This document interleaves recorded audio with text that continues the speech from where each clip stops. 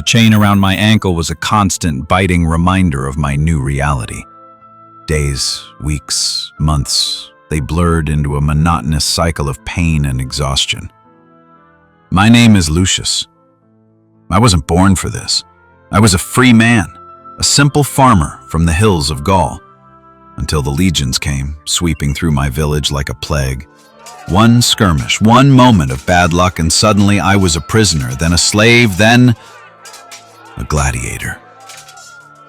They told me I was strong, that I had potential, a meaningless word when your life hangs by a thread of someone else's amusement. The ludus in Capua was a hell. The air reeked of sweat, stale blood, and fear. Our lanista, the brutal owner and trainer, was a former gladiator himself, his face a roadmap of old scars. His eyes held no pity, only a cold, calculating assessment of our physical worth. He called us auctorati, sworn to him by blood oath, living only to fight and die for the crowd. Our days began before dawn. We trained relentlessly, hours upon hours in the dusty arena. Not with the finesse of a Roman soldier, but with the raw, brutal efficiency demanded of gladiators.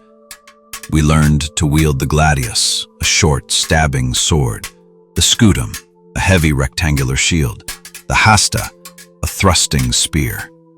My body, once hardened by farm work, was now molded by whips and endless drills. Every muscle ached, every joint screamed. But beneath the pain, a new kind of strength began to form, a desperate, animalistic resilience. The other recruits were a mix: captured barbarians like myself, disgraced soldiers, even some freemen who had sold themselves into this life for debt. We were rivals, but also a strange, broken family. We ate our bland porridge in silence, our eyes constantly assessing, searching for weakness or strength in each other. There was a Gaul, a towering brute named Marcus, who trained like a demon, a Thracian with eyes like a hawk, quick and cunning, and a young Roman, surprisingly, named Gaius, who was arrogant but learned fast. We shared a common fate, a common dread. The older gladiators, the veterans who had survived a few fights, were ghosts, silent, watchful, their bodies a tapestry of scars. They rarely spoke, but their presence was a chilling prophecy. They were the ones who knew the true terror of the arena, the roar of the crowd, the final, desperate struggle for life. They were the survivors, for now. My first fight loomed, a black cloud on the horizon. The lanista had informed me it would be in a few days, a simple bout for the local citizens to test my potential. My stomach was a knot of ice. I imagined the arena floor, the blinding sun, the roar of the crowd. Would my training hold? Would I remember the moves? Or would I falter and end my short, brutal career with a gurgle in the dust? Sleep offered no escape, only dreams of iron and sand, and the chilling, inevitable sound of a final, deadly blow. The days leading up to my first fight were a torment of anticipation. Every blow in training, every bead of sweat felt charged with a new, terrifying significance.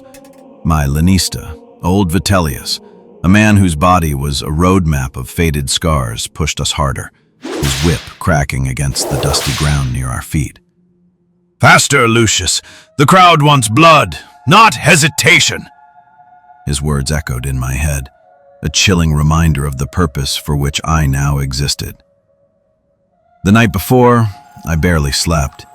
The sounds of the ludus were magnified in the darkness, the restless shifting of the other gladiators in their cells, the distant clank of armor being prepared, the low guttural growl of a beast in its cage, a lion, perhaps, or a bear, meant for the wilder spectacles.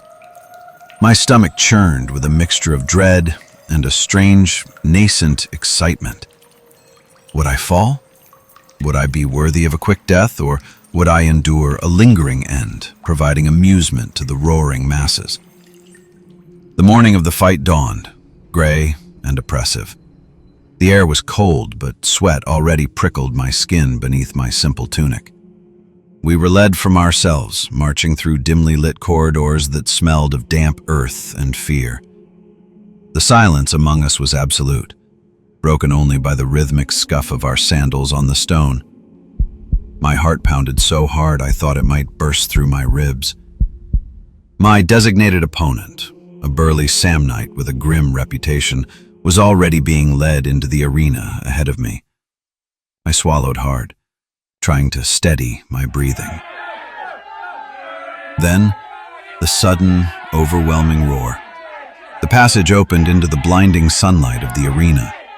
The noise hit me like a physical blow, a deafening wave of thousands of voices, a hungry, baying beast. The sheer scale of the amphitheater was immense, dwarfing me. Faces, endless rows of them, stretched up into the sky, a sea of eager, expectant eyes. They were here for blood. They were here for me. My armor felt heavy, yet strangely insufficient. A simple padded tunic, a belt, a greave on my left leg, and a helmet with a narrow visor that restricted my vision, making the world a tunnel of dust and blinding light. In my hand, the familiar weight of the Gladius, a short, stabbing sword, felt both comforting and terrifying. My shield, the scutum, was heavy, emblazoned with simple markings. The roar intensified as my name, or rather my Gladiator name, was announced.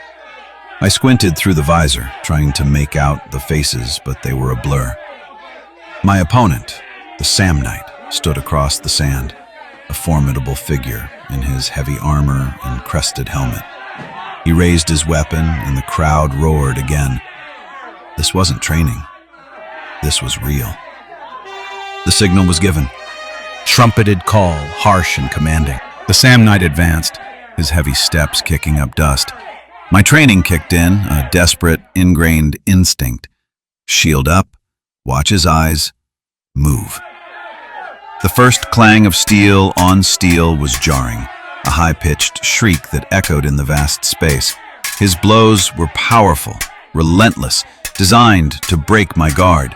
I parried, moved, trying to find an opening, to use the speed I had. The crowd's roar shifted, a growing crescendo of excitement as we danced this deadly ballet. Every breath was a burning effort. Every missed parry, every glancing blow was a promise of the end. This was the arena. This was my life, and I was determined not to let it end here. The Samnite was relentless, a whirling dervish of muscle and steel.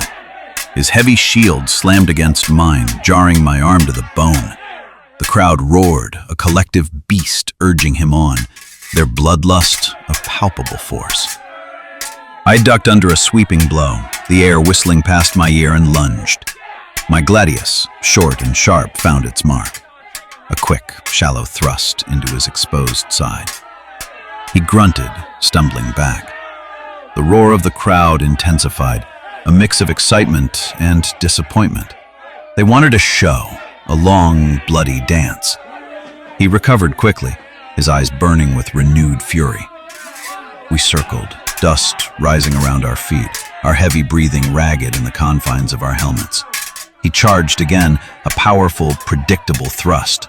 I blocked with my shield, catching his blade, and then, with all the desperate strength I could muster, I slammed the rim of my scutum into his helmet.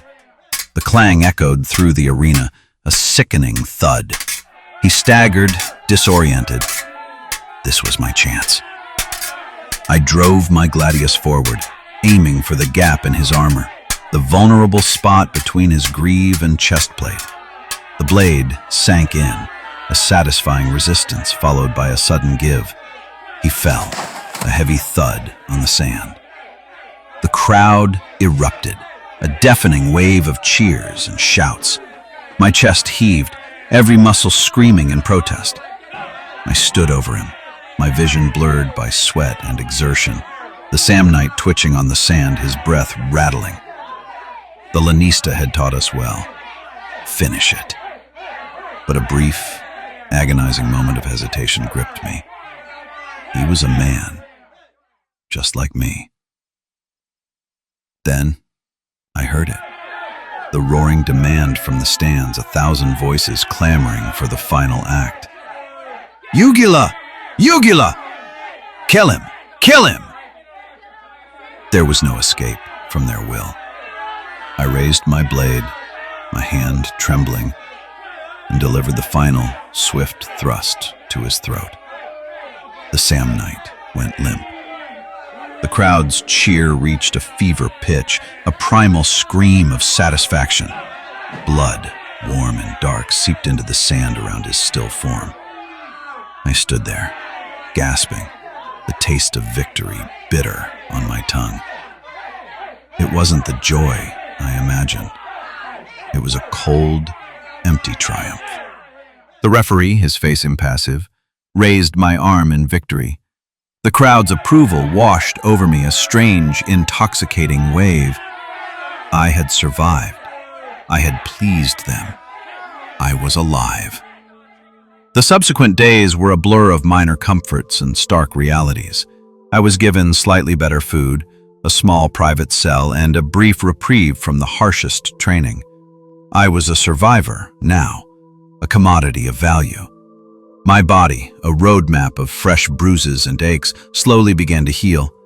But the memory of the Samnite's eyes, the demand of the crowd, and the feeling of my blade finding flesh lingered. My next fight was soon announced.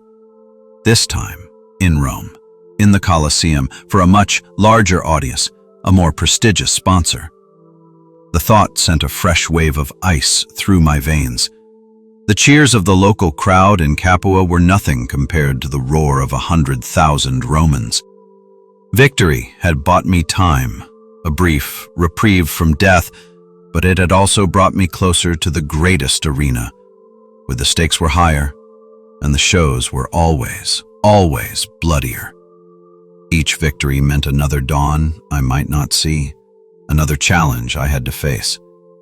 The arena had embraced me, but its embrace was a suffocating one, promising only more blood and more fear. The next dawn felt like a countdown to another judgment, another dance with death. The roar of the Colosseum was a beast unlike anything I had ever experienced. It was not the hungry baying of Capua's small amphitheater, but a deafening, all-consuming wave of sound from 100,000 throats. I stood in the Porta Libitinaria, the gate of death, the air thick with the metallic scent of fresh blood and the stale stench of past performances. My opponent was Retiarius, a net and trident fighter, nimble and dangerous. He spun his net, a shimmering deadly web, while his trident kept me at bay. The fight was a blur of desperate movement. His net snaked out, missing me by inches. Then his trident jabbed, forcing me to parry with my shield.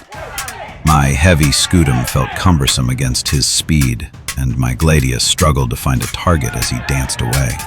The crowd, a vast swirling mass of togas and faces, roared their approval for his agility, their impatience growing with my struggle. Sweat blinded my eyes, mingling with dust and the coppery taste of fear. He feinted left, then moved right, throwing his net. I reacted, but too slowly. The heavy, weighted net fell, tangling around my sword arm and shield. I struggled, pulling, but it held fast, binding me. He moved in, his trident lunging. I saw the flash of the prongs, felt a searing pain in my side. I dropped to one knee, gasping, trying to free my arm. The crowd surged their cries, a deafening crescendo. Hobbit! Hobbit! He has him! He has him! My vision blurred. I was on the sand, my breath ragged, tasting grit and blood. My arm was still tangled in the net, my shield uselessly pinned. The Retiarius stood over me, trident poised, his face impassive behind his helmet. I could feel the cold, hard reality of the sand beneath me, the warmth of my own blood spreading. This was it, the moment I had dreaded since I was chained. The crowd, now completely silent, waited. This was their favorite part. The Retiarius looked up to the Emperor's box, a silent plea for decision. My eyes, dimming, followed his gaze. The Emperor's hand hovered, a thumb, up or down. life or death. Time stretched, agonizingly. I could hear my own ragged breathing, the distant flutter of a banner. Then, the final, undeniable gesture. The thumb turned down. A collective gasp, then a final thunderous cheer from the crowd. Their will was absolute. I closed my eyes, a wave of weariness washing over me, oddly peaceful after the terror. I felt the cold, sharp point of the trident touch my chest. It pressed, then drove in. A swift, brutal thrust. My breath hitched. A searing pain, then a sudden, profound emptiness. The roar of the crowd faded, distant, as if from another world.